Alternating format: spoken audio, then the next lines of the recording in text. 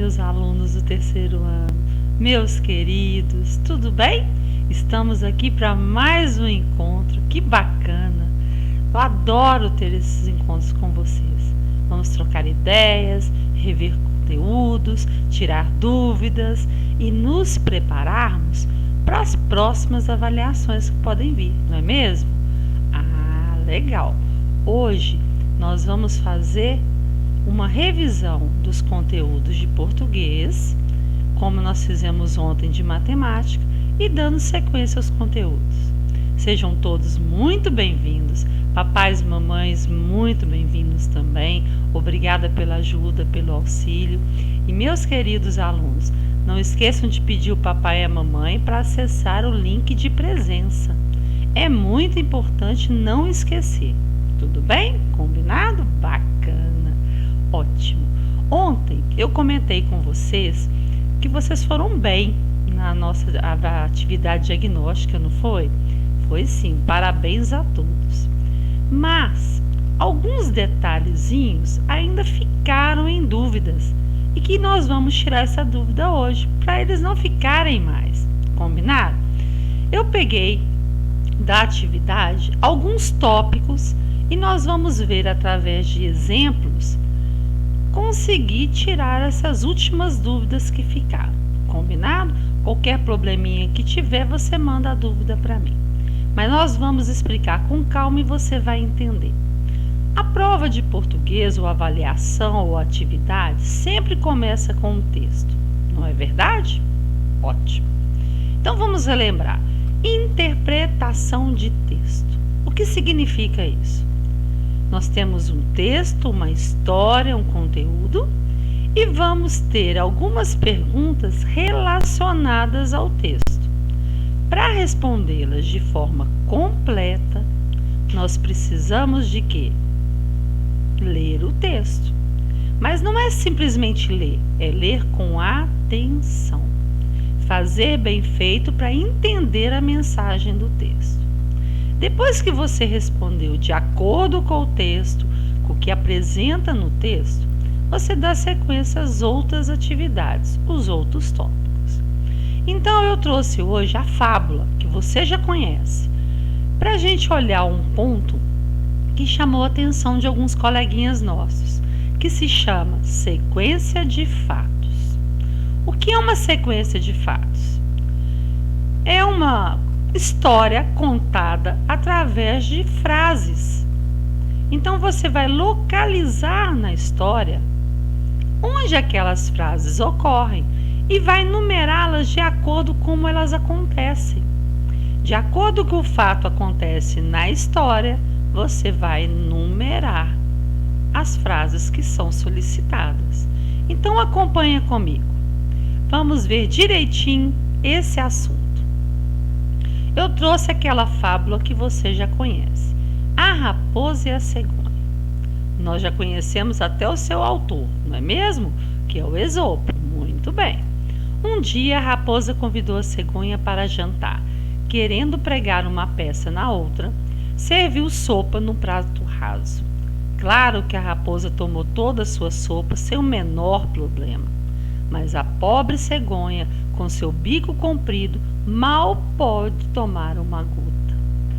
O resultado foi que a cegonha voltou para casa morrendo de fome. Ela voltou faminta. A raposa fingiu que estava preocupada. Perguntou se a sopa não estava do gosto da cegonha, mas a cegonha não disse nada. Quando foi embora, agradeceu muito a gentileza da raposa e disse que fazia questão de retribuir o jantar no dia seguinte. Assim que chegou, a raposa se sentou, lambendo os beiços de fome, curiosa para ver as delícias que a outra ia servir. O jantar veio para a mesa, numa jarra alta, de gargalo estreito, onde a cegonha podia beber sem o menor problema. A raposa, amoladíssima, só teve uma saída: lamber as gotinhas de sopa que escorriam pelo lado de fora da jarra. Ela aprendeu muito bem a lição. Enquanto ia andando para casa, faminta, pensava: Não posso reclamar da cegonha. Ela me tratou mal, mas fui grosseira com ela primeiro. Moral da história: trate os outros tal como deseja ser tratado.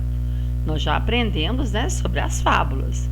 Então, nessa história, você teria um texto para você responder perguntas referentes ao texto. E teremos também uma sequência de fatos. Eu vou abaixar mais um pouquinho, ou melhor, vou subir.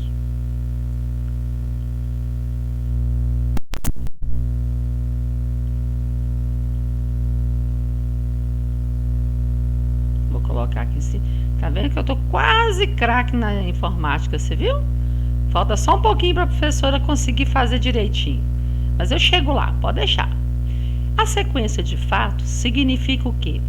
Você vai receber uma série de frases que, de acordo com o texto, você vai numerar que vier primeiro, recebe o número 1.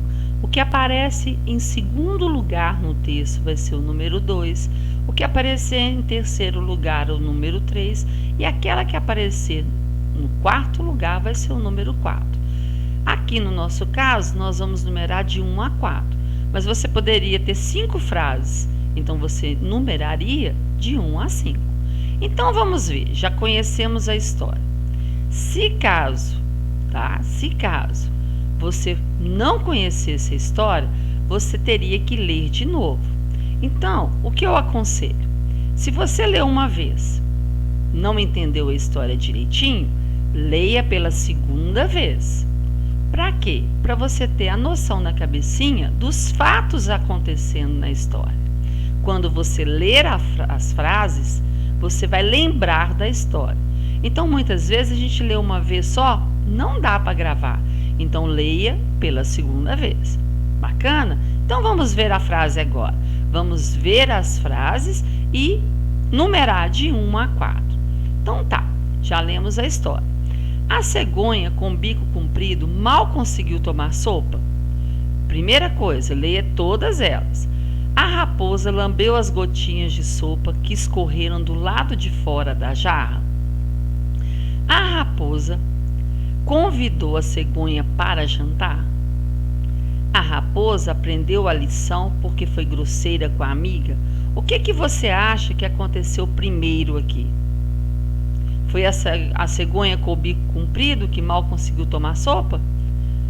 A raposa lambendo as gotinhas de sopa que escorreram do lado de fora da jarra? Ou a raposa convidou a cegonha para jantar? Olhando o primeiro parágrafo, olha aqui. Um dia a raposa convidou a cegonha para jantar. Então, esse fato foi o primeiro fato que ocorreu na história. Então, ele vai receber o número 1. Vamos ver agora o que aconteceu depois. O que aconteceu depois na história? Então, vamos ver. A cegonha com o bico comprido mal conseguiu tomar a sopa. Então, a raposa convidou a cegonha para jantar. E olha aqui. Mas a pobre cegonha com seu bico comprido mal pôde tomar uma gota. Então, ela mal podia tomar a sopa. Então, esse fato aconteceu em segundo lugar. Então, ele recebe o número 2. Vamos ver qual das duas frases agora aconteceu em terceiro lugar. A raposa lambeu as gotinhas de sopa que escorreram do lado de fora da jarra. Isso quando a cegonha convidou a raposa para jantar, não foi? Bacana. Ou seria a última? A raposa aprendeu a lição porque foi grosseira com a amiga primeiro. Então, primeiro a raposa foi jantar com a cegonha e ela acabou tendo que lamber as gotinhas. Então, esse fato foi o número 3. E por último na história, que aqui, olha, até apareceu aqui para você, ó. Ela, aqui no caso, é a raposa. Aprendeu muito bem a lição, porque foi grosseira com ela primeiro. Então, esse fato aqui é o número 4. Então, como eu vou saber? Eu vou sempre voltar no texto e localizar as situações que estão aqui e depois numerar. Se eu ainda tiver dúvida, leia o texto novamente. Ok? Bacana. Continuando. A sequência de fatos depende da quantidade de frases que você tem para numerar. Se tiver 5 frases, vai numerar de 1 a 5. Se você tiver 6 frases, vai numerar de 1 a 6. Se você tiver 7 frases, vai numerar de 1 a 7. Isso não importa. Depende da quantidade de frases que forem apresentadas. Até aí tudo bem? Joia! Agora, vamos relembrar. Toda vez que tiver um texto e pedir a você para ir ao texto retirar algumas palavras, você tem que ter em mente o que você vai buscar no texto. Primeira coisa que nós aprendemos é a classificação das sílabas, das palavras, de acordo com o número das sílabas. Então, o número delas são muito importantes. Se ela tiver uma sílaba só, ela receberá o nome de monossílaba. Eu vou perguntando aqui, você responde aí, combinado? Eu sei que você sabe. Se ela tiver 2 sílabas, ela vai ser dissílaba. Se ela tiver 3 sílabas, ela vai ser trissílaba. E se ela tiver 4 sílabas ou mais de 4, 5, 6, 7, ela vai ser polissílaba. Então, o que você vai fazer? Você vai remeter ao texto, procurar as palavras que estão no texto. Como é que você vai saber se tem uma, se tem 2, se tem 3 ou 4 sílabas? Lembra do nosso truquezinho de bater as palmas? Pois muito bem, bata as palmas, mesmo baixinho, para você ter certeza da quantidade de sílaba que a palavra tem. E depois você vai e escreva no espaço correto. Se pediu monossílaba, você vai escrever do lado. Se pediu dissílaba, do lado. Se pediu trissílaba, aqui do lado. E se tiver polissílaba, aqui do lado. Mas sempre pede a você que volte ao texto ou numa frase para retirar essas palavras. Então, fique atento quando isso acontecer, ok? Jóia. Outro caso que nós aprendemos é o encontro vocálico e o encontro consonantal. O encontro consonantal é um encontro de consoante, que pode estar na mesma sílaba como em sílabas diferentes, não tem problema. Já o encontro vocálico, ele é aquele encontro de vogais, e ele é classificado em 3 tipos: hiato, ditongo ou tritongo. Se você tiver que ir ao texto procurar palavras que tenham nelas escrito o encontro vocálico hiato, ditongo ou tritongo, você vai ter que separar as palavras também em sílaba. Você veja a primeira palavra que tem as vogais juntas e depois você separa em sílabas. Se a vogal ficar separada uma da outra em sílabas diferentes, ele vai ser classificado como hiato. Se na hora de separar em sílaba 2 vogais ficarem juntas, vai ser um ditongo. E na hora que separar em sílaba 3 vogais ficarem juntas na mesma sílaba, aí vai ser um tritongo. Ok até agora? Bacana. Então, dando sequência ao nosso estudo, nós já sabemos que muitas vezes nós temos que voltar ao texto. Voltar ao texto requer trabalho, sim. Então, eu dei uma frase que está no texto aqui. Nós vamos olhar os encontros vocálicos que tem nessa frase. Você vai fazer aí, vai falar com a mamãe e com o papai qual é o encontro que tem. Primeira coisa, você vai marcar as palavras que você tem aqui que tenha o quê? O encontro vocálico. Então, vamos ver. Ela, a frase, ela aprendeu muito bem a lição, você vai ter que olhar cada palavra. Então, ela tem encontro de vogais? Não. Aprendeu tem encontro de vogais? O que você acha? Tem. Olha a vogal E e a vogal U. Quem respondeu que sim, tá de parabéns. Então, eu vou marcar ela aqui, ó, só para chamar atenção, tá? Depois, a palavra muito tem encontro de vogais? Tenho certeza que você acertou. A vogal U e a vogal I. Então, também eu vou marcar essa palavra. A palavra bem tem encontro de vogais? Não. A? Não. E a palavra lição tem encontro de vogais? Tem. Muito bem, parabéns para você, você brilhou. A vogal A e a vogal O. Então, eu também vou marcar essa palavra. Aí, nós tivemos exercício lá na nossa atividade que pediu que você observasse a frase e as palavras que estivessem grifadas você classificasse em ato, ditongo, tritongo. Para fazer isso, eu tenho que separar em sílabas. Não tem como classificar sem separar em sílaba, porque eu não vou saber se elas vão ficar separadas, se vão ficar duas juntas ou se vão ficar três juntas. Então, primeiro, bata as palmas aí para nós. A palavra aprendeu. Aprendeu.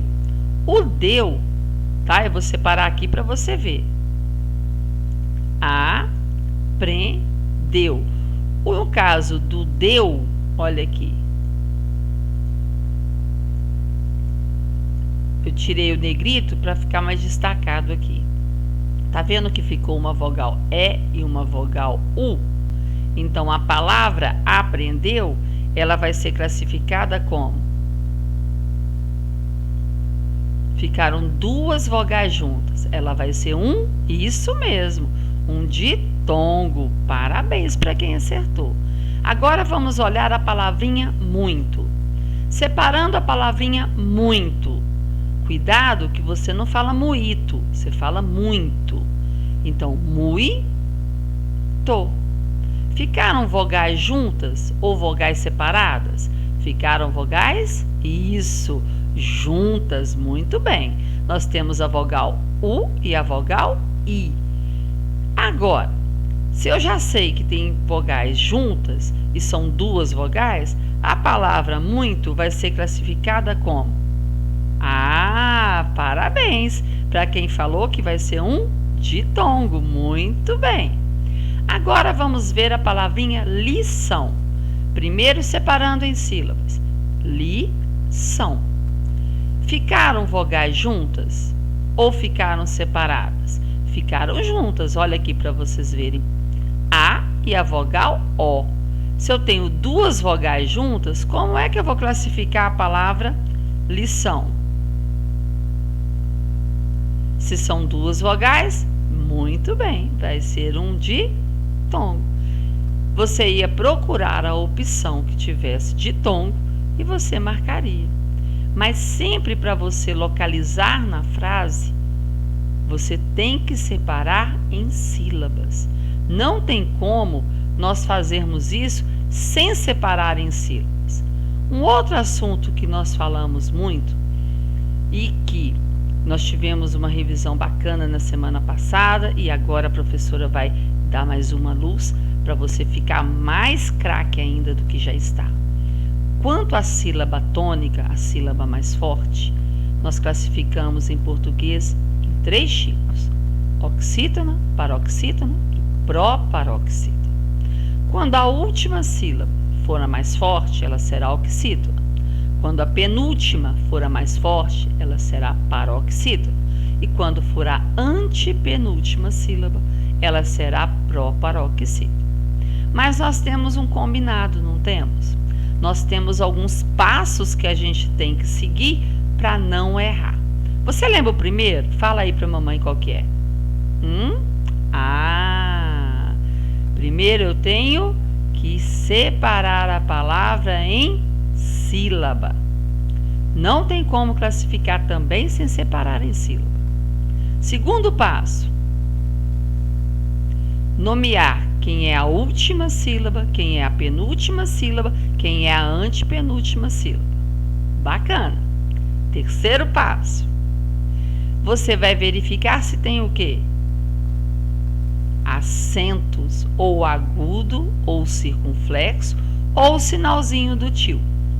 Se tiver qualquer um desses três, tanto acento agudo, acento circunflexo ou tio, essa sílaba que recebe esse acento ou o sinal do tio será a sílaba mais forte. Agora, quarto caso, não tem acentos e nem o tio. Você vai ter que testar as palavras, ora falando a última, ora falando a penúltima e ora falando a antepenúltima sílaba mais forte. E aí, se ainda o som ficar confuso, eu sugeri a você na última aula, Coloque numa frase pequena essa palavra. Essa palavra numa frase pequena, você consegue ouvir se o som está pronunciado corretamente, essa sílaba é a mais forte. Então vamos ver comigo. Hoje a tarefa é sua e você vai classificar junto comigo. Combinado? Então vamos ver. Lâmpada. Primeira coisa, bata as palmas e separe a palavra lâmpada. Ótimo, tenho certeza que você acertou. Agora veja se a professora acertou. Só que ele saiu fora. A professora de vez em quando ela apanha, que é uma beleza do computador. Mas o computador, um dia ele vai falar direitinho com a professora. É engraçado, né? A gente fica tentando fazer. Então, lâmpada. Vocês tiram de letra, né? Tenho certeza disso. Acertei? Ótimo. Agora eu vou ver o quê? Nomeando. Última, penúltima, antepenúltima sílaba. Bacana. Terceiro passo. Verificar se tem acento. Agudo, circunflexo ou sinal do tio. Verificando. Nós temos aqui o acento circunflexo. Então, significa que já é a sílaba mais forte, essa sílaba que recebeu o acento. Então, última, penúltima, antepenúltima sílaba, a palavra lâmpada vai ser classificada em proparoxítona. Muito bem. Aprendi um truque, olha, para você ver que legal. Eu ainda vou chegar lá, vou ficar craque igual vocês. Agora, separem para nós, batendo a palma, a palavra vestido. Isso, tenho certeza que você acertou. Agora, verifica se eu vou conseguir. Vestido. Muito bem. Agora, segundo passo, nomear. Então, vamos lá. Última, penúltima, antepenúltima. Terceiro passo, verificar se tem acento. Nenhum acento e nem o sinal do tio. Quarto passo, eu vou olhar pronunciando ora a última, ora a penúltima e ora a antepenúltima sílaba para ver qual é a mais forte. Então, começando da última. Vestidor. A menina tem um vestidor? Ficou sem sentido, não ficou? Vestidor. Agora, o ti, a penúltima. Vestido. A menina tem um vestido. Ficou melhor, não ficou? Para tirar dúvida, vamos ver se é a antepenúltima. Vestido. Vestido. Não, ninguém veste um vestido. Veste um vestido. Então, o ti é a sílaba mais forte. O ti é a penúltima sílaba. Sendo a penúltima sílaba, ela vai ser classificada em paroxítona. Muito bem. Agora vamos ver a palavra anão. Separe batendo as palmas a palavrinha anão.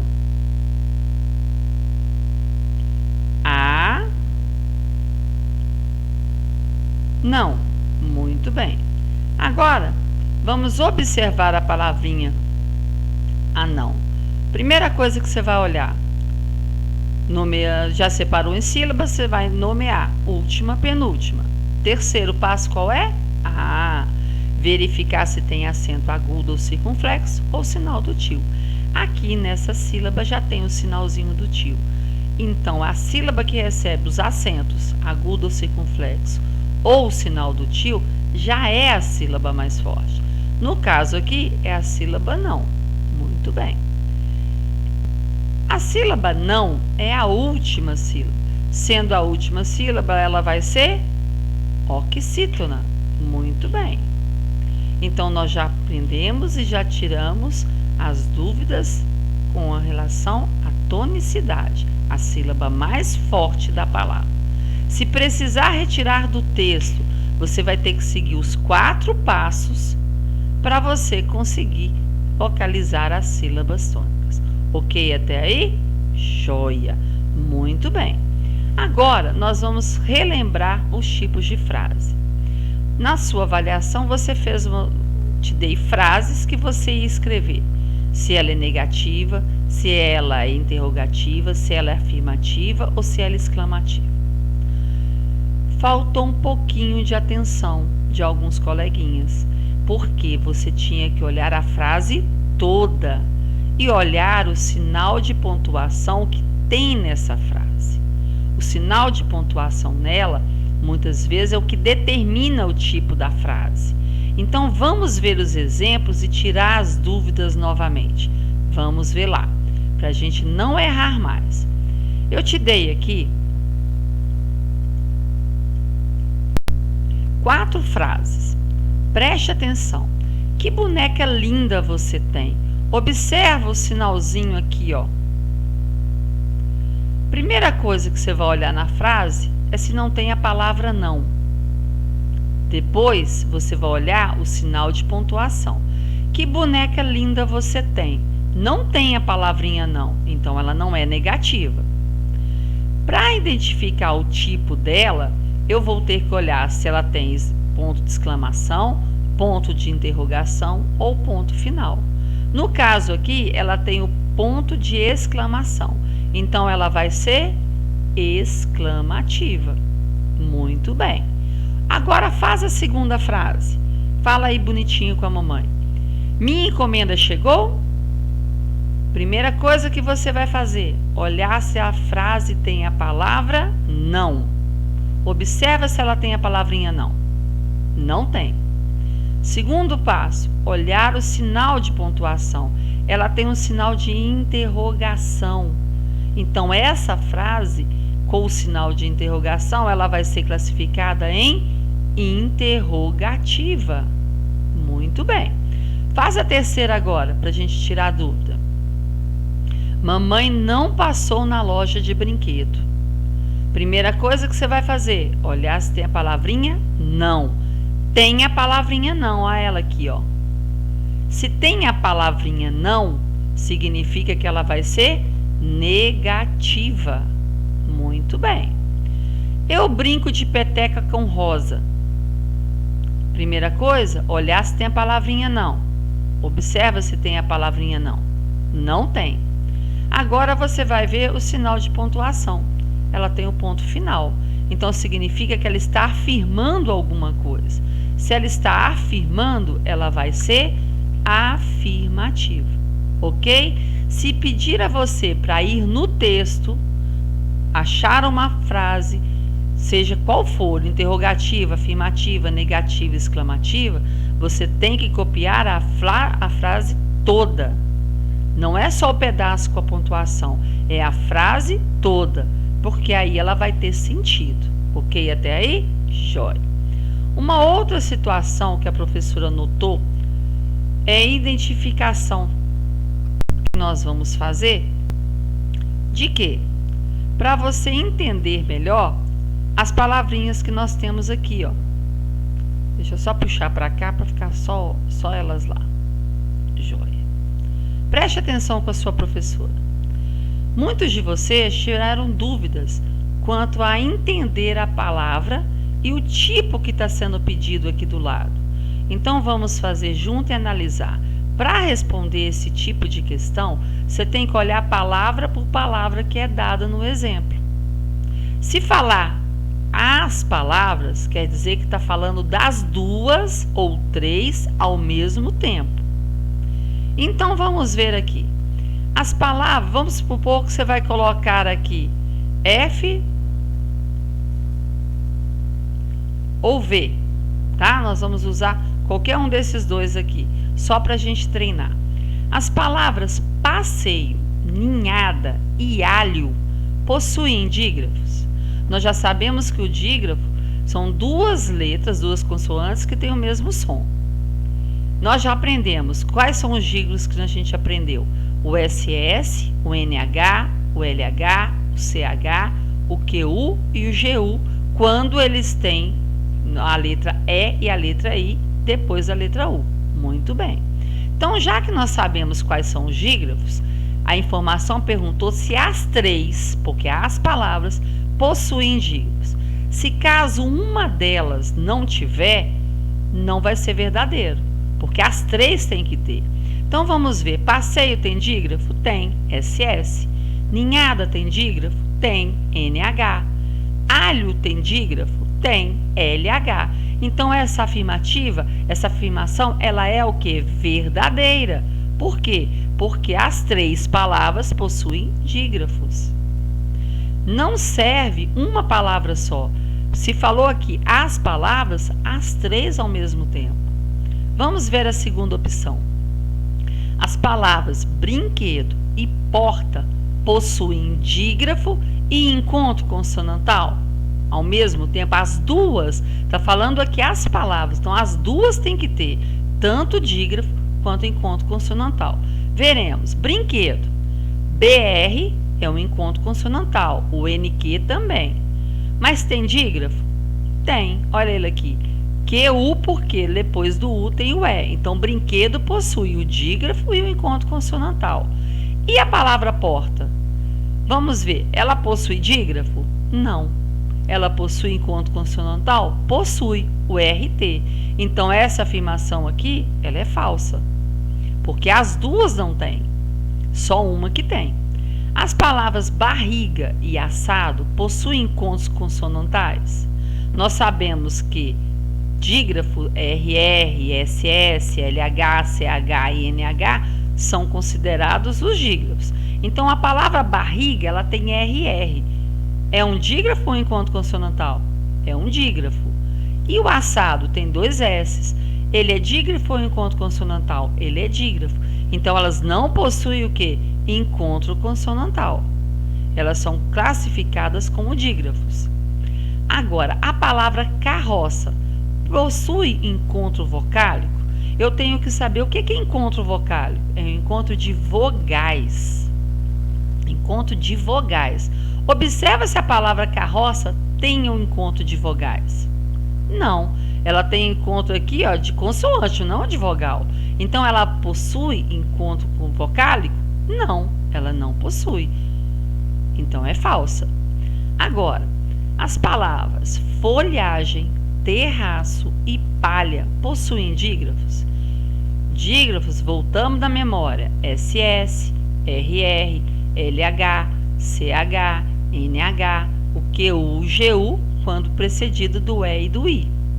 Aqui nós temos LH, nós temos RR e nós temos LH.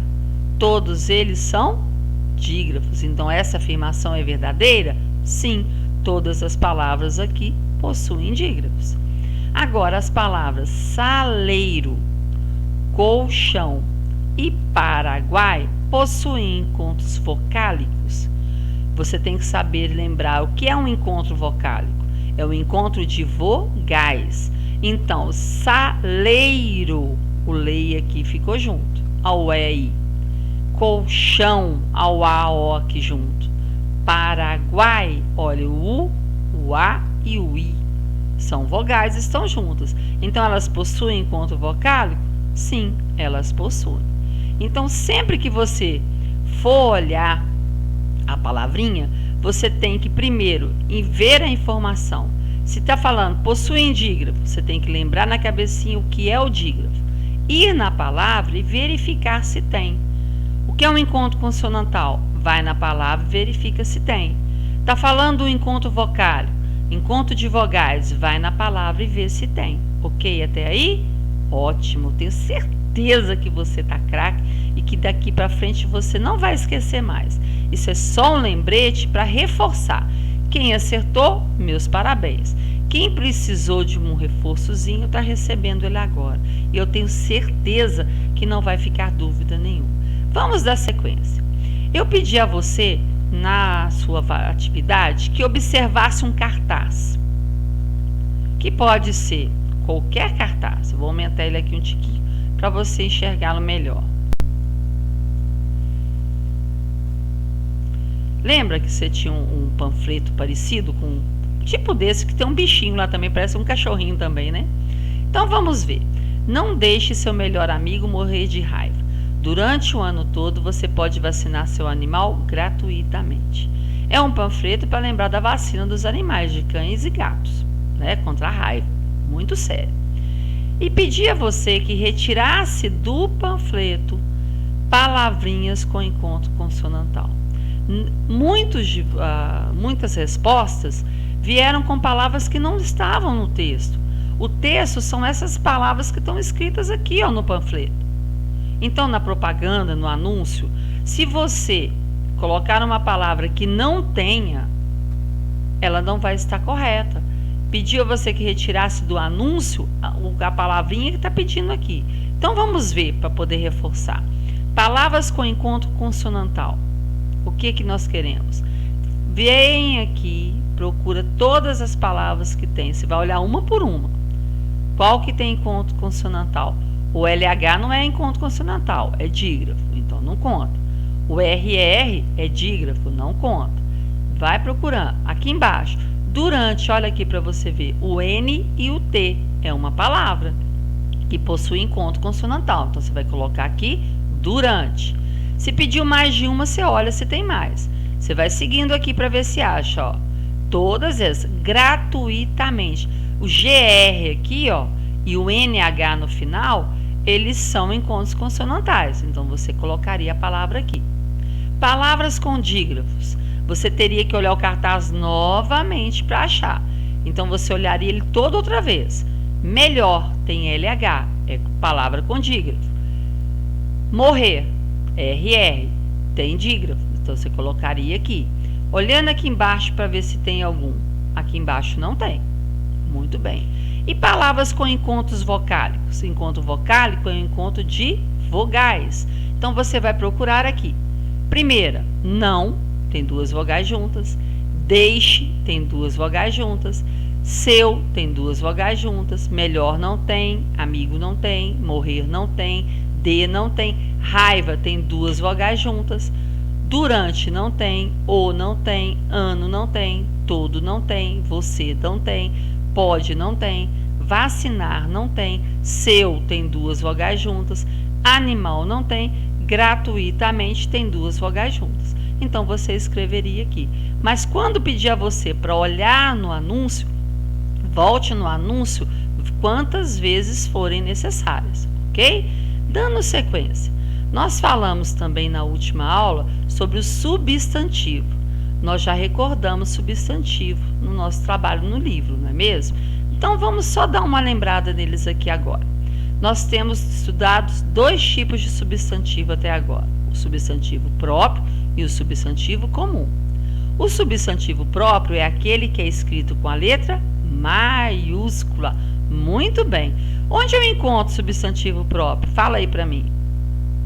Ah, tenho certeza que você sabe. Nome de pessoas, nome de países, nome de ruas, de cidades. Muito bem. E o substantivo comum? O substantivo comum é aquele que designa mais de um ser daquela espécie. Por exemplo, mesa. Eu tenho mesa, como eu te dei esse exemplo na última aula, em várias casas, em vários modelos, em vários tipos. É um substantivo que dá nome para aquele objeto que você tem lá na sua sala de jantar, por exemplo, na sua sala de estar, na sua sala de estudos. Então, o substantivo ele pode ser próprio ou pode ser comum. O substantivo comum, ele é escrito com a letra minúscula. Observe uma frase interessante que eu trouxe para você. Você vai refletir comigo. Olha que legal, que frase legal. Rosa colheu uma rosa no seu jardim. Qual deles é o substantivo próprio? Fala aí para a mamãe. Ah, é a primeira rosa aqui, ó. Por quê? Porque ela está com a letra maiúscula. Significa, então, que esse rosa, essa palavra rosa aqui, está designando o nome de uma pessoa, de uma mulher. Por isso ele é escrito com a letra maiúscula e ele é um substantivo próprio. Agora, e essa rosa aqui? Essa rosa aqui significa um substantivo comum. Por que comum? Porque ele designa o quê? Um objeto ou um ser que existe mais de um. Então, eu tenho rosa aqui como substantivo comum. Existem vários jardins, vários tipos de rosa. Então, eu tenho rosa como substantivo comum. Ok. Nós também estudamos os verbos. Os verbos, eles indicam ação, estado ou fenômeno na natureza. Exemplo, a menina dançará no baile de formatura. O que a menina fará? Dançará. Então, ela vai ter a ação de dançar no baile de formatura. Relampeou a noite inteira. O que aconteceu a noite inteira? Relampeou. Quem relampeia? Quem faz os relâmpagos? A natureza. Então, relampear, aqui no caso, é um verbo que indica fenômeno na natureza. Mamãe está com sono. Como a mamãe está? Como ela se apresenta? É o estado que a mamãe se apresenta. Então, como ela está, a gente fala que é o estado. Então, significa o verbo indica o estado. Então, pode ser ação, estado ou fenômeno da natureza. Muito bem. Nós temos 3 tipos de tempos verbais. Quais são eles? O passado, que é quando já aconteceu. Nós vamos ter o presente, quando está acontecendo agora, no momento. E vamos ter o futuro, quando ainda vai acontecer. Então, eu tenho que ler a frase e tentar identificar se já aconteceu, se está acontecendo no momento ou se ainda vai acontecer, para que eu possa classificar as frases. Então, vamos ler as frases que eu te dei como exemplo para a gente entender direitinho. Olha aqui, eu joguei bola no campinho, eu já fiz, eu já fui no campinho e já joguei bola. Essa ação já aconteceu. Então, quando ela já aconteceu, eu digo que esse verbo está no tempo passado. Muito bem. No presente, quando a ação está acontecendo no momento, mamãe estuda a lição. Mamãe estuda, ela está vendo a lição agora, ela está fazendo agora. Então, quando ela está praticando no momento atual, eu digo que o verbo está no tempo presente. E meu primo chegará amanhã do sítio. Ele ainda não chegou, ele ainda vai vir. Então, quando ainda vai acontecer, eu digo que o verbo está no tempo futuro. Então, quando eu não estou ainda, não aconteceu, não foi praticada essa ação, eu digo que ela está no futuro. Quando está acontecendo no momento, estão vivenciando isso no momento, eu digo que ele está no presente. E quando eu estou lendo o verbo e já aconteceu aquela ação, já foi praticada aquela ação pelo sujeito da frase, pela menina, pelo menino, pelo objeto, eu digo que esse verbo está no tempo passado. O verbo, então só relembrando, ele indica a ação, o estado ou fenômeno. A ação que está se praticando é uma palavra muito importante numa frase, que se você tira ela da frase, a frase fica sem sentido. Você fica sem saber o que fez. Por exemplo, a menina dançará no baile. Se eu tirar a palavra dançará, fica lá a menina no baile. Eu vou saber o que essa menina fez no baile? Ou vai fazer, ou está fazendo no baile? Não. Por isso que eu preciso da palavra que representa em português verbo. Porque ela vai me dizer o que está ocorrendo na frase, que a ação está sendo praticada na frase. E eu vou saber, através da ação, classificar o tempo verbal. Nós temos também, em verbos, 3 conjugações. Os verbos que terminam em AR, os verbos que terminam em ER e os verbos que terminam em IR. Nós vamos trabalhar muito ainda sobre isso. Nós vamos trabalhar em atividades para que vocês possam ter mais segurança ao fazer. No momento, é interessante gravar que ele indica ação, estado ou fenômeno da natureza. E que ele tem os 3 tempos, passado, presente, futuro. Ok? E que nós temos 2 tipos de substantivo, que é o próprio e é o comum. O próprio designa um ser daquela espécie, Por exemplo, nós temos duas coleguinhas que se chamam Mariana, como eu falei na última aula. Mas as duas não são iguais. As duas recebem o nome Mariana por coincidência, mas as duas não são iguais. Então é um ser diferente que recebeu o mesmo nome. É escrito com a letra maiúscula, porque é um nome próprio de pessoa. Como Brasil, por exemplo, é o nome próprio do país. Belo Horizonte, escrito com letra maiúscula, que é o nome da cidade. Educar é o nome da escola. Agora, você vai ter o substantivo comum, aquele que você vai escrever com a letra minúscula. Cachorro, porta, carro, computador, mesa, cadeira, panela, colher, porque existe mais de um e em vários lugares. E eles têm a mesma utilidade. Você vai usar a mesa na sua casa, eu vou usar a mesa para o mesmo fim, para escrever, para estudar, para almoçar, para lanchar. Então a utilidade é a mesma. Então nós temos o substantivo comum em várias formas que designem o mesmo ser. Ok até agora? Bacana. Eu tenho certeza que você vai estar muito bem preparado para as suas atividades. E sempre a gente vai relembrando os conteúdos. Fica até um pouco repetitivo, mas é necessário porque nós ficamos muito tempo, sem se ver, sem trocar informações. Nós ficamos muito tempo sem praticar juntos. Então agora nós estamos relembrando.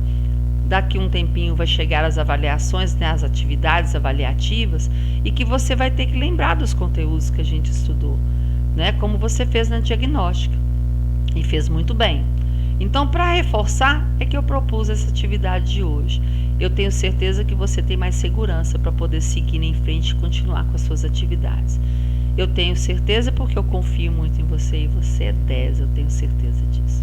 Meu amor, não esqueça de pedir à sua mãe ou seu pai para acessar, quem não acessou ainda, o controle de presença, tá? É muito importante que vocês façam isso, se puder na hora que entrar no início da aula, para não esquecer, mas agora no finalzinho também. Quem não fez ainda, não deixe de fazer, tá? E por acaso, se alguém não fez uma atividade avaliativa ainda, aquela atividade diagnóstica, entrar em contato com a escola, para a gente poder ver, porque ainda tem um coleguinha que não fez. E não esquecer de entrar em contato, tá bom? Qualquer dúvida que tiver, é só mandar mensagem aí e nós vamos tirando a sua dúvida. Foi um prazer conversar com vocês, matar a minha saudade, estar com vocês mais um momento, mesmo que esse modo seja virtual, E vamos torcer, vamos orar bastante para que dê certo, que esse vírus nos deixe de uma vez e a gente possa voltar às nossas atividades normais lá na escola. Vai ser um prazer ter todos vocês novamente. A convivência faz muito bem e vocês me fazem falta. Essa turminha é muito bacana, viu? Vocês são 10 e eu tenho certeza disso, viu? E eu desejo a todos um ótimo final de semana. Estudem bastante, tá? Não deixe de rever os conteúdos, de ler as atividades que nós mandamos nos livros, nos cadernos, para que vocês possam cada vez mais conseguir desenvolver até sozinhos os trabalhos de vocês. Eu tenho certeza que muitas atividades vocês dão conta de fazer sozinhos. E eu tenho certeza que isso é crescimento. E eu confio muito em vocês e eu sei que vocês vão crescer bastante. Um grande beijo. Obrigado, papai. Obrigado, mamãe, pela ajuda e auxílio novamente. Obrigado por acompanhar a nossa criança. A ajuda de vocês é fundamental. Desejo a vocês muita paz, muita saúde, tudo de bom. E até o nosso próximo encontro com a graça de Deus. Fiquem com Deus. Um grande beijo, crianças.